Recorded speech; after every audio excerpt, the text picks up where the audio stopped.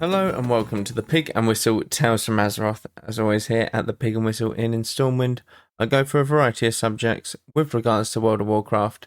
So grab a bottle or a pint, sit back and enjoy. This episode, we'll be going over a few questions that I have been asked recently with regards to WoW, and these range from many different things. They range from absolutely everything, and I've picked out several that I'm going to go through today.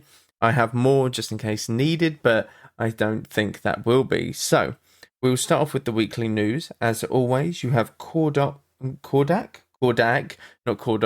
That's me writing that down wrong there. Kordak and the Gobfather as your world bosses for the week. Kordak can be located within the Isle of Dawn.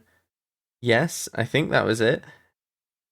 Isle of Dawn / Khazalgar. I think the entire island is called Khazalgar. So, Island of Dawn, the Isle of Dawn, and the Gobfather in the Undermine. They all give decent gear, so make sure you do them, as well as, a bit of gold maybe here and there.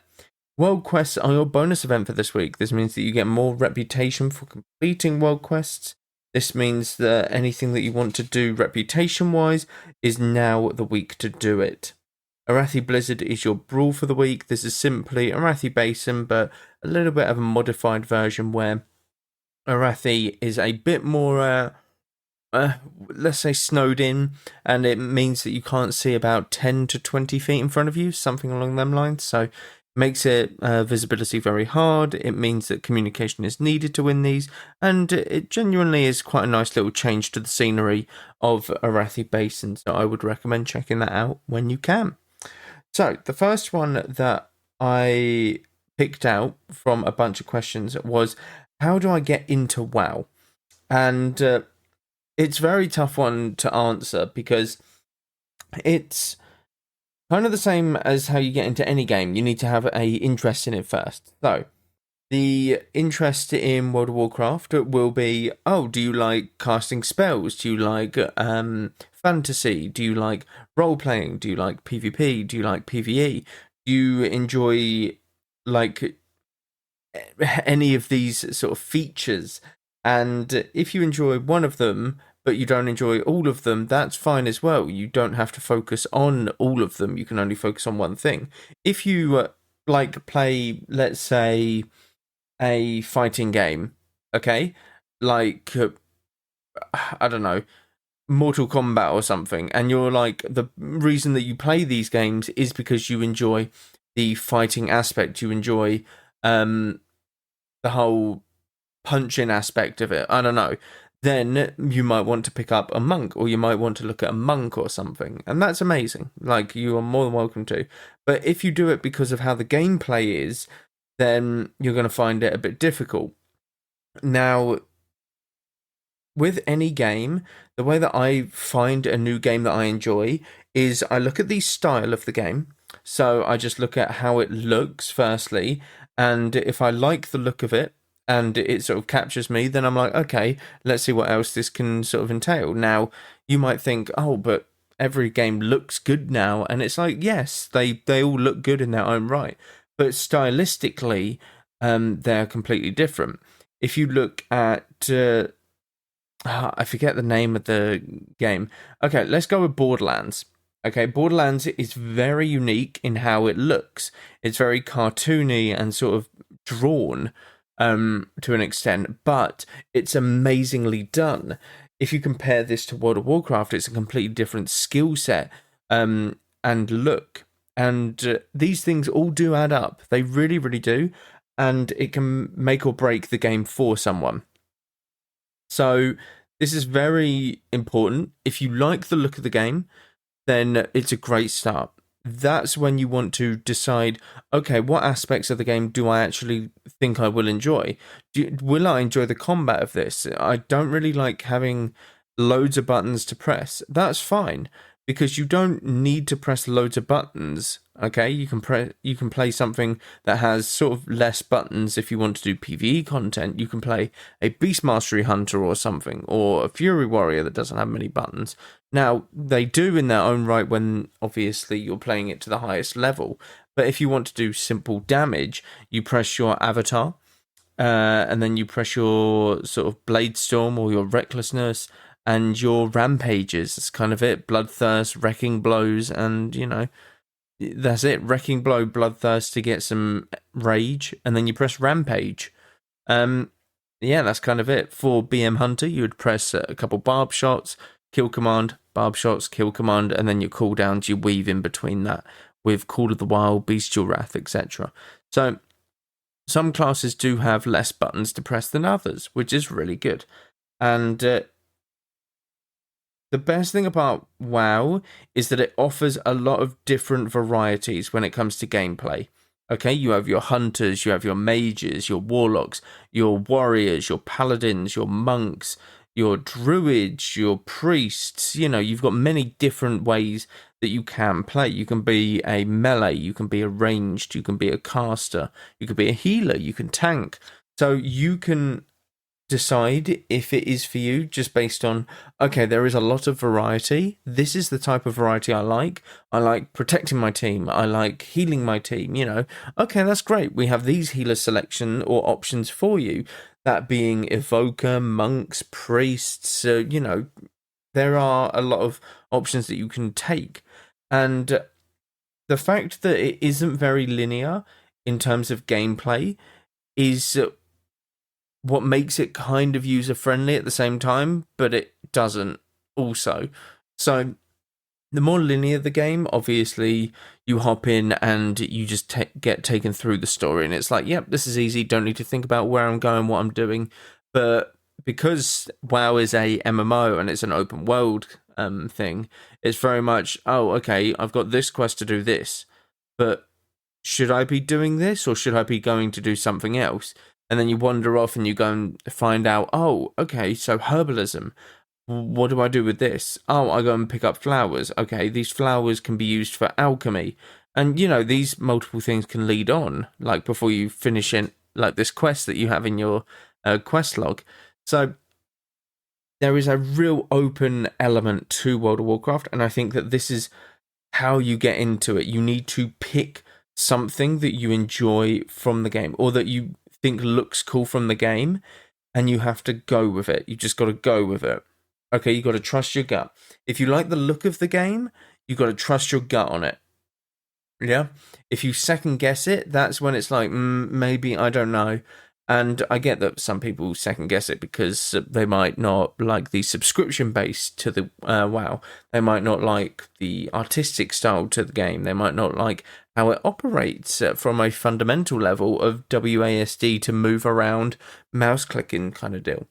But the best way to get into WoW is honestly, don't look at anything, because there is 20 plus years now of information on World of Warcraft Online. Okay, so you're just going to get absolutely swamped and in over your head about it, and you think too much about it. The best way to get into WoW is to jump on and play. Okay, have an idea in mind on what you would enjoy, whether that be a melee, sort of a hit them like face to face, a ranged like attacker, a caster, healer, tank, all of that kind of thing. Have a thought on what you would probably enjoy and just go with it. First class that you see that looks cool, if you see that like you've got a row of classes at the bottom and you see, yeah, I'll go for Paladin, that looks really cool. Great, do it. Click on that little Paladin icon, get your character customized, name it, and get in there and see how it feels. It's that simple. And I get that some people do not like the subscription-based stuff. I get it. I'm not a big fan as well. But the game is updated quite regularly right now. Okay, there have been points in WoW's history where the game has not been. I will admit that, and that is really bad on their part. But the game at the moment is being updated very regularly, which is very, very good. And this is what the player base want. But if you are unsure, you always have that 30-day free trial. Okay, so you can simply go on Battle.net, and you should be able to find World of Warcraft sort of free trial, free 30-day trial. If you have a friend that plays World of Warcraft, they can send it to you via an email, I believe. So you get 30 days to test it out, And once you've tested it out, you can make that decision of, yeah, you know what, I will give this game a go and I will see how I go, because I really enjoyed these 30 days or the amount of time that I got to play in the game, which is great. That's amazing. So my advice, you just got to jump in. Don't look at any info, just jump straight in. I get that it's very daunting because it's such a big game and it's like been out for years and years. I get how daunting that is. You have to just try and overcome it. Okay? You really, really do. Because, look, personally, I have never played RuneScape. Or, no, I have played RuneScape, but very young. Okay? It is a game that I absolutely would love to try. I genuinely think it would. I would. And I think that I would enjoy it. The reason that's stopping me is because so many people have already played. That, and I already have my sort of plate full with WoW at the moment. Yeah, I've got a lot to look forward to during WoW. Like, I still want to play on WoW, and I can't really make the time for RuneScape as well as classic World of Warcraft, retail World of Warcraft, etc., etc. So there are a couple reasons, but it does feel daunting going into an older game that's been out for years. But I promise you, jump straight in and you will be fine. Okay? You will be fine. The next one is, well, actually, I kind of already touched on this. How do I not get overwhelmed? And I'm going to answer this because I'm not going to rattle on about it, as I kind of said it in the previous point.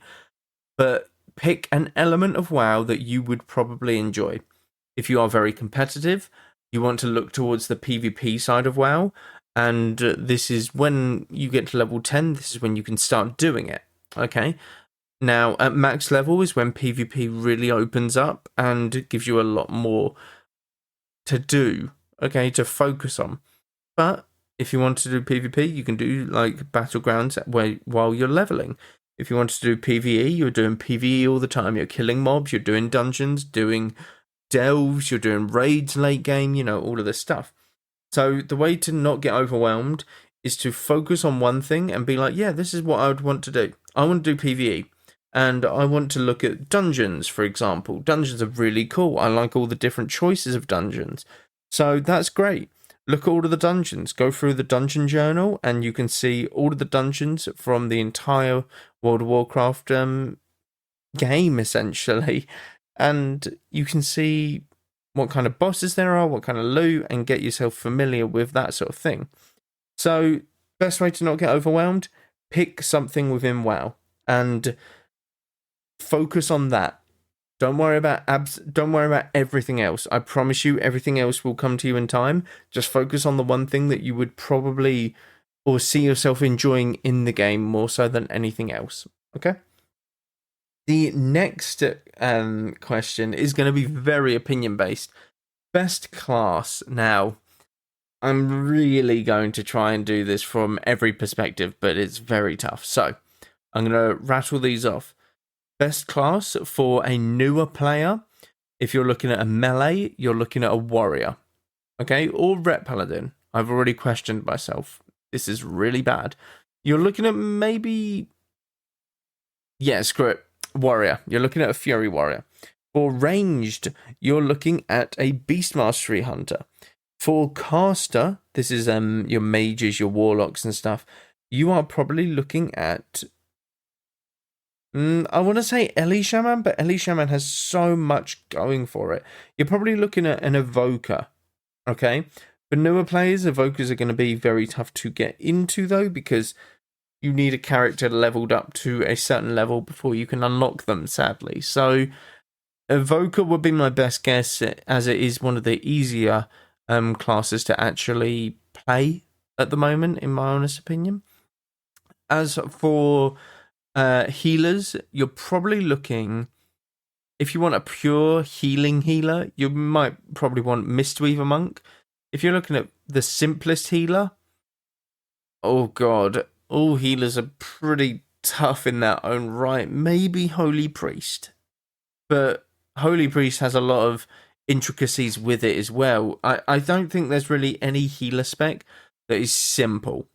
And I know that sounds really awful, but it's not like they're super complicated as well. Some of them are, but they aren't simple, but not super complicated. So you kind of get what I'm saying. You can learn them, is the best way of saying this. Honestly, my opinion, pick up a priest if you're looking to heal. Tank-wise, you have your warrior, which is your standard tank, but I would go with something maybe like a demon hunter, as it's a bit more... It will always be more relevant than a warrior, sadly, in any sort of meta. So best class-wise for newbies is all of them. Not newbies, but newer people to WoW. As for, like, just most fun, I gotta say Druid, man. Druid is so fun. Whether you're Feral, Resto, Tank Guardian, or Boomkin, you are constantly shifting forms: bear, cat, boomy form, travel form.